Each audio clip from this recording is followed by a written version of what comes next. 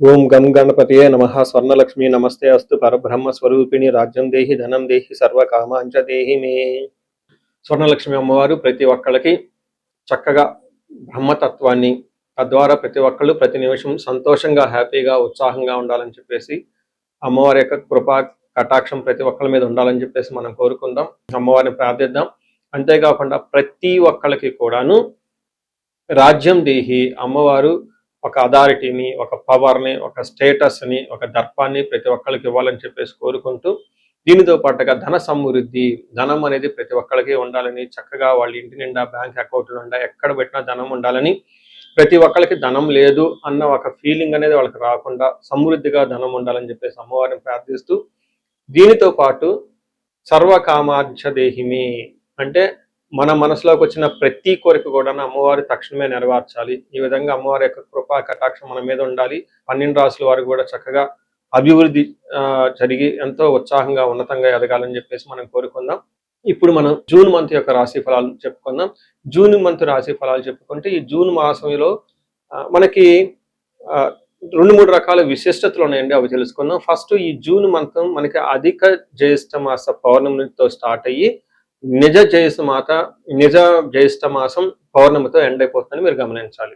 అయితే ఈ యొక్క 2 పౌర్ణముల మధ్య ఈ యొక్క జూన్ మంత్ ఉండటంతో ఇందులో 2-3 రకాలైన విశిష్టతలు ఉన్నాయి. ఈ మాసంలో ఫస్ట్ 2 శని త్రయోదశులు వస్తున్నాయండి. 2 శని త్రయోదశులు చాలా చాలా రేరుగా వస్తాయని గమనించుకోవాలి. కొన్నిసార్లు శని త్రయోదశి 4-5 నెలలకు కూడా రాలేదు. పోయిన సంవత్సరం ఐ థింక్ ఇదే విధంగా జరిగింది. 5 నెలల వరకు శని త్రయోదశి లేదు. చాలా మంది పూజలు చేసుకోవాలన్నా కానీ, శనికి సంబంధించిన ఏమైనా పరిహారాలు చేసుకోవడానికి శని త్రయోదశి చాలా బెస్ట్ది. అలాంటిది శని త్రయోదశులు 2 వస్తున్నాయని గమనించుకోవాలి. వీటితో పాటుగా చాలా మందికి ఎప్పుడైతే అమావాస్య వెళ్ళిపోయిందో మనకి నిజ జ్యేష్ఠ మాసం స్టార్ట్ అవుతుందంటూ చాలా మందికి పెళ్లిళ్ళు సీజన్ వస్తుందని మనం చెప్పుకోవాలి. పెళ్లిళ్ళకి చాలా అనుకూలమైన టైం అని గమనించాలి. ఇంకొక ముఖ్యమైన విషయము, లాస్ట్ అంటే జూన్ ఎండ్లో మనకి ఏరువాక పున్నమి అని వస్తుంటుంది. ఇది రైతులకు ప్రత్యేకంగా చాలా చాలా ముఖ్యమైన రోజు. ఆ రోజున అందరూ అరకలు కట్టుకుంటారు. ఎద్దులకి చక్కగా మనకేమంటారు అలంకరణ చేసుకొని గుడుల చుట్టూ తిరుగుకొని అక్కడ నుంచి అరక కట్టుకొని ఊళ్ళల్లోకి వెళ్ళిపోయేసి పొలం దున్నటం స్టార్ట్ చేస్తారని గమనించాలి.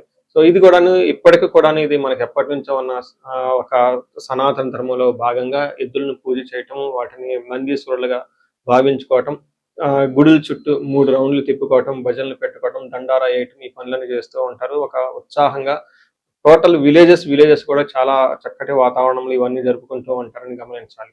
సో ఇది ఈ జూన్ మంత్ లో ఉన్న యొక్క విశిష్టతలు, ముఖ్యమైన పండగలు, అలానే ముఖ్యమైన ఇంపార్టెంట్ డేట్లను మనం చెప్పుకున్నాం. ఇప్పుడు ఇంకొకటి చెప్పుకోబోతున్నాం. అది జ్యోతిష శాస్త్రం ప్రకారంగా గ్రహాల గురించి. జూన్ మాసంలో 5 గ్రహాలు మారుతూ ఉన్నాయండి. 28వ తారీఖున అంటే నెల బిగిన్ అవ్వక ముందే బుధుడు మారుతూ ఉన్నారు. వీళ్ళతో పాటు శుక్రుడు, కుజుడు, సూర్యుడితో మారుతూ ఉన్నారు జూన్ మాసంలో. ఇంకా ముఖ్యమైనది సంవత్సరానికి ఒక్కసారి మారే గ్రహం ఏంటంటే గురువు మారుతూ ఉన్నారు. ఈ గురువు జూన్ 2వ తారీఖున మారుతూ ఉన్నారు. అంటే మనం జూన్ మంత్ లో 5 గ్రహాల యొక్క ప్రభావం ఎలా ఉండబోతుంది అనేది మనం చెప్పుకుంటూ ఉన్నాం అనమాట. జూన్ మాసంలో మనం మిథున రాశి వాళ్ళకి మిక్స్డ్గా ఉండే అవకాశం ఎక్కువగా ఉంటుంది. కొన్ని గ్రహాలు సపోర్ట్ ఇస్తున్నాయి, కొన్ని గ్రహాలు సపోర్ట్ ఇవ్వటం లేదు. టోటల్గా 5 గ్రహాలు మారటంతో ఈ 5 గ్రహాల యొక్క ప్రభావం వీళ్ళకి కొంచెము అనుకూలంగాను ప్రతికూలంగాను అప్స్ అండ్ డౌన్స్తో ఎక్కువ ఉంటుంది. కొంచెం ఆలోచించుకొని మూవ్ అవ్వాల్సిన పరిస్థితి అయితే కనిపిస్తుంది.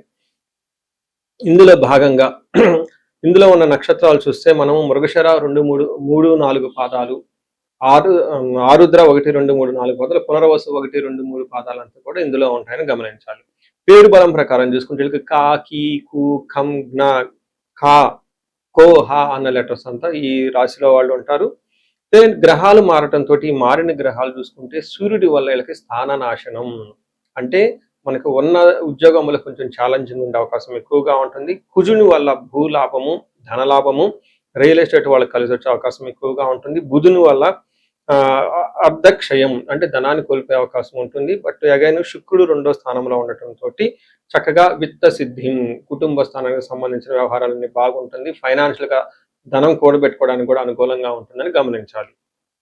మీరు ఇప్పుడు చూసుకుంటే సూర్యుడి వల్ల కొంచెం ఇబ్బంది పడే పరిస్థితుల అవకాశం ఉంటుంది. సూర్యుడు ఎప్పుడైతే 12వ స్థానం నుంచి ఫస్ట్ హౌస్కి వస్తూ ఉంటారో, ఇది మనకు సంస్కృతిలో ఏం చెప్తారంటే స్థాననాశనం, కొంతమందికి ఉద్యోగంలో ప్రాబ్లం వచ్చే అవకాశం ఎక్కువ ఉంటుంది, కొంచెం గమనించుకోవాలి. మనకి సంస్కృతంలో దేహాకి సతతం కాలతిక్రమణ భోజనం బంధుమిత్ర సుహృద్వేష చంద్రరాశిగతౌ రవి అని చెప్తారు, సూర్య అని చెప్తారు. అంటే రవి, రవి అంటే సూర్య అని చెప్తారు. అంటే జన్మరాశిలో ఎప్పుడైతే సూర్యుడు కనుక సంచారం చేస్తూ ఉంటారో ఏమవుతుంది, దేహార్తి అంటే మనకి శారీరకంగా చాలా బాధ వస్తుంది. అంతేకాకుండా సత్వం, నిస్సత్వం అంటే మనకి ఎనర్జీ లేకుండా ఉండే అవకాశం ఎక్కువగా ఉంటుంది. సంతాప కాలతిక్రమణ భోజనం, ఎప్పుడు ఏదో ఒక విధంగా మనసులో బాధపడుతూ ఉంటారు, సరైన భోజనానికి టైంలో భోజనం చేయరు అని చెప్పుకోవచ్చు. దీనితో పాటు బంధువులతోటి, మిత్రులతోటి, వాళ్ళతో గొడవలు పడే అవకాశం ఎక్కువగా ఉంటుందని గమనించాలి. టోటల్గా చూసుకుంటే మీకు ఈ రాశి వాళ్ళకి హెల్త్ విషయంలో జాగ్రత్తగా ఉండాలి, టయానికి భోజనం చేయకుండా మిస్ అయ్యే అవకాశం ఎక్కువ ఉంటుందని చెప్పుకోవచ్చు.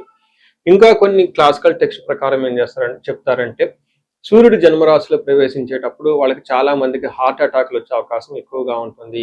ఇందులో కూడా ఈ శ్లోకంలో ఇండైరెక్ట్ గా అదే చెప్తూ ఉంటారు. మీకు సరిగ్గా టయానికి భోజనం చేయక గ్యాస్ట్రైటిస్ వచ్చి తద్వారా మీకు చెస్ట్ పట్టుకున్నట్టుండే అవకాశం ఎక్కువగా ఉంటుంది. డీహైడ్రేషన్ కూడా అవుతుంది. అంటే ఒక పక్కన డీహైడ్రేషన్, ఒక పక్కన సరిగ్గా భోజనం చేయరు, భోజనం చేసినా కానీ అది మీకు విపరీతమైన గ్యాస్ట్రైటిస్ వస్తుంది, దాంతోపాటు డీహైడ్రేషన్ కూడా వస్తుంది.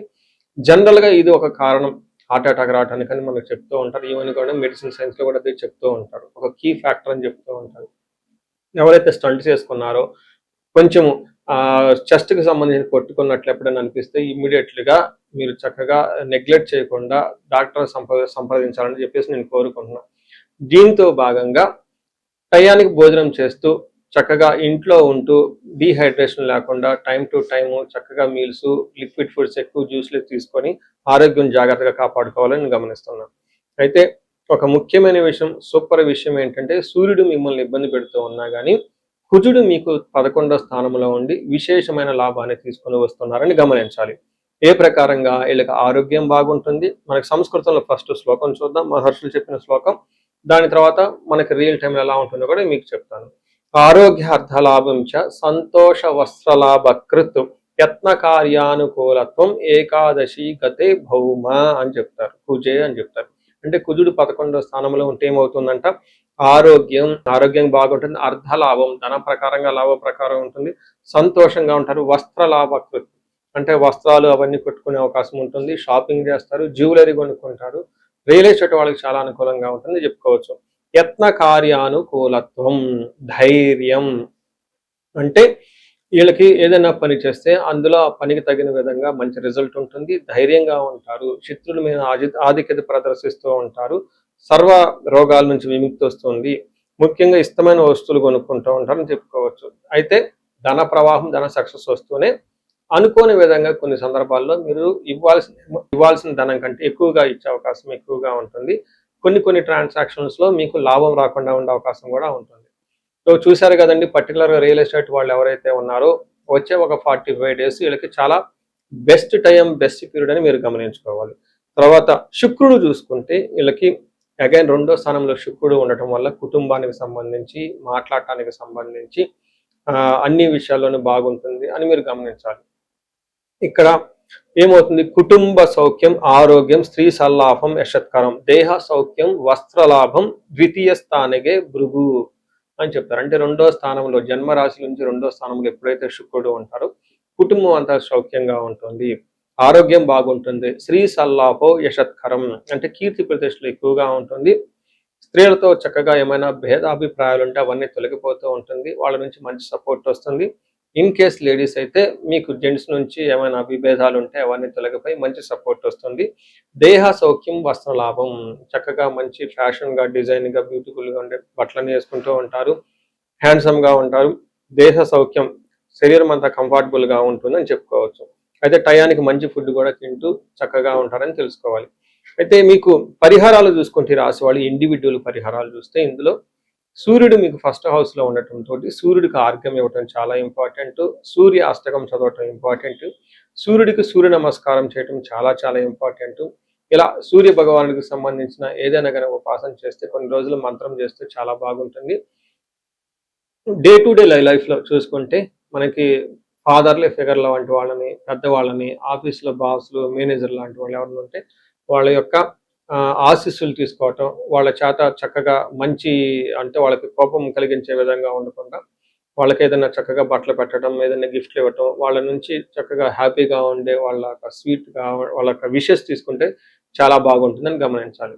సో, ఈ రాశి వాళ్ళకి ఇంకా సూర్యుడికి సంబంధించిన సంపూర్ణ శాంతి పూజలని ఉంటాయి. అంటే జపము, దానము, తర్పణము, హోమము ఈ పూజలు చేపించుకున్న కీర్తి ప్రతిష్టలొచ్చి ఉద్యోగంలో ఉన్నతంగా ఎదిగే అవకాశం ఎక్కువగా ఉంటుంది. మనం ఇప్పుడు రెమెడీస్ చూసుకుంటే ముఖ్యంగా నేను అందరికి సలహా ఇచ్చేది ఏంటంటే మీ వయసు గనక 35-45 ఉండి ఎక్కడ లైఫ్‌లో మీరు ఆగిపోయారు.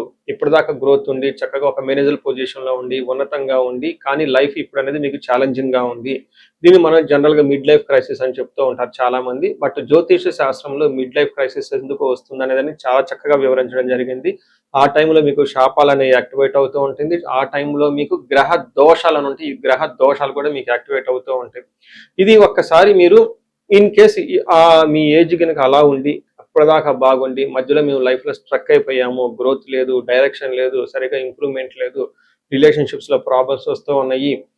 ఎలా ఎళ్ళాలో కన్‌ఫ్యూజన్‌లో ఉన్నారు అనుకున్నప్పుడు ఖచ్చితంగా ఒకసారి జ్యోతిష శాస్త్రంలో మీ ఇండివిడ్యువల్ హారోస్కోప్ చూపించుకోండి. అందులో టోటల్ శాపాలు ఏమైనా ఉన్నాయా స్కాన్ చేసుకొని అవి ఇప్పుడు యాక్టివ్‌గా ఏమైనా ఉన్నాయో తెలుసుకోవడం చాలా చాలా ముఖ్యం. ఇప్పటిదాకా మనం చెప్పుకున్న ఈ గోచార ఫలితాలు మీకు ఒక 30-40% మాత్రమే ఎఫెక్ట్ అవుతాయి. 100% మీ జాతకం కరెక్ట్‌గా ఎలా ఉందని తెలుసుకోవడానికి ఇండివిడ్యువల్‌గా జాతకం చూపించుకోవడానికి చాలా ఇంపార్టెంట్. అందులో ఉన్న దశలు ఎలా ఉన్నాయి, భుక్తులు ఎలా ఉన్నాయి చూసుకొని చక్కగా పరిష్కారాలు చేసుకొని, పరిహారాలు చేసుకుంటే లైఫ్ అనేది 10 రెట్లు ముందెళ్ళే అవకాశం ఎక్కువగా ఉంటుంది. చాలా మందికి ధనానికి ఇబ్బంది పడిపోతూ ఉంటారు. అప్పటిదాకా ధనం ఫ్లో ఉంటుంది. సడెన్‌గా ధనం ఫ్లో ఆగిపోయి ఉంటుంది. వాళ్ళు స్వర్ణలక్ష్మి విశేష హోమం చేపించుకోవటం, కుబేర పాశుపతం చేపించుకోవటం చాలా ముఖ్యం. దీనితో పాటు చాలా మంది భార్యాభర్తల మధ్య అన్యోన్యత అనేది లేకుండా చాలా ఇబ్బంది పడిపోతూ ఉంటారు. ఏదో ఉన్నామంటే ఉంటారు కాబట్టి ఈ యొక్క భార్యాభర్తల మధ్య గొడవ వల్ల ఇంట్లో అనేక రకమైన ప్రాబ్లమ్స్, మిస్‌అండర్‌స్టాండింగ్స్ వస్తూ ఉంటాయి. బంధువులు, చుట్టాలతో కూడా ఒక్కోసారి మీకు అంతా విలువ ఇవ్వకుండా పోతూ ఉంటారు. ఇలాంటి వాళ్ళు అన్యోన్య దాంపత్య పాశుపతం చేపించుకోవటము లేదా విశ్వావసు గంధర్వరాజ మహా హోమం చేపించుకోవటం, విశేష హోమం చేపించుకుంటే జాతకంలో ఉన్న దోషాలు పోయి చక్కగా ఉంటారు. ఇవి కాకుండా ప్రతి ఒక్కళ్ళకి ఈ మధ్య అమెరికాలో ఉంటూ ఉంటారు. లేదంటే ఎన్ఆర్ఐలు చాలా మంది ఉంటారు. చాలా డైలమా ఉంటుంది. ఏ కెరియర్‌లో ఎళ్తే బాగుంటుంది? ఇండియాలో ఉంటే బెటర్‌గా ఉంటుందా? లేదంటే ఇండియా నుంచి ఫారిన్ ఎళ్తే బాగుంటుందా? ఫారిన్ సెటిల్‌మెంట్ యోగం ఉందా? అసలు ఫారిన్‌లో ఎంతకాలం ఉంటాం? ఇలాంటి విషయాలు చాలామంది ఈ వీసాల గురించి, గ్రీన్ కార్డుల గురించి లేదంటే ఎంఎస్ చేయాలనుకున్న వాళ్ళకి చాలా కన్‌ఫ్యూజన్‌లో ఉంటారు. అలాంటి వాళ్ళు కూడా ఒకసారి జాతక చక్రం చూపించుకుంటే చాలా బాగుంటుంది. యూజువల్‌గా వీసాలు రావటానికి నేను మన్యు పాశుపత అభిషేకం విత్ రాహు గ్రహానికి శాంతులు ఎక్కువ చేస్తూ ఉంటాను. ఇలా రాహువుకి సంబంధించి మన్యు పాశుపతం చేస్తే వీటితో పాటు లక్ష్మీ గణపతి జపము ఈ స్వర్ణలక్ష్మి జపం చేసుకుంటూ ఉంటే ఇక్కడ ఫారిన్‌లో ఈ వీసా ప్రాసెసింగ్ లేదంటే ఈ డాక్యుమెంటేషన్ వర్క్ అనేది చాలా చక్కగా ఫాస్ట్‌గా ఎలాంటి ఆటంకాలు లేకుండా అయ్యే అవకాశం ఉంటుంది. ఇది కాకుండా ఇంకా మీరు ఏమైనా ఇండివిడ్యువల్‌గా మీకు ఛాలెంజెస్ ఉన్నాయి. హెల్త్ బాగాలేదు, మహామృత్యుంజయ హోమము, ఇంకా ఏమైనా మీకు ఈ మీ యొక్క శత్రు బాధలు విపరీతంగా ఉన్నారు. చండీ హోమం చేపించుకోవటం. చండీ హోమంతో పాటు ఇంకా మీకు విపరీతంగమైన మిమ్మల్ని ఇబ్బంది పెట్టేసి, మిమ్మల్ని భయభ్రాంతులకు గురి చేసే వాళ్ళు ఎక్కువగా ఉన్నారు. బగలాముఖి జపము, హోమము ఇవి చేపించుకుంటూ ఉంటే మీ చుట్టూ ఒక మంచి ప్రొటెక్టివ్ ఎన్విరాన్మెంట్ ఉంటుంది. సో, ఈ మధ్య కాలంలో ఎక్కువగా నేను చండీ హోమాలు కూడా చక్కగా చేస్తూ ఉన్నాను. సాఫ్ట్‌వేర్ వాళ్ళకి, రాహు దశ నడిచిన వాళ్ళకి, రాహు అంతర్దశలో ఉన్నవాళ్ళు. ఇంకా నేను చాలా మందికి కాలసర్ప దోషాలు కూడా దగ్గరుండి చక్కగా నా ఆధ్వర్యంలో పూజలు చేపిస్తూ ఉన్నాను. ఇలాంటి వాళ్ళు మీ ఇండివిడ్యువల్ జాతకంలో ఒకసారి చూపించుకొని ఎక్కడైనా మీరు లైఫ్ స్ట్రక్ అయ్యాము అనుకుంటే వాటికి చక్కగా ఎందుకు కారణం తెలుసుకొని పరిష్కారాలు తెలుసుకోవటం వల్ల మీ లైఫ్ 10 ముందుకెళ్ళే అవకాశం ఎక్కువగా ఉంటుంది. మీ అందరికి అష్టలక్ష్మి కృప కలగాలని అలానే అష్టైశ్వర్యాలు భోగభాగ్యాలు కలగాలని చెప్పేసి నేను కోరుకుంటున్నాను. నమస్తే.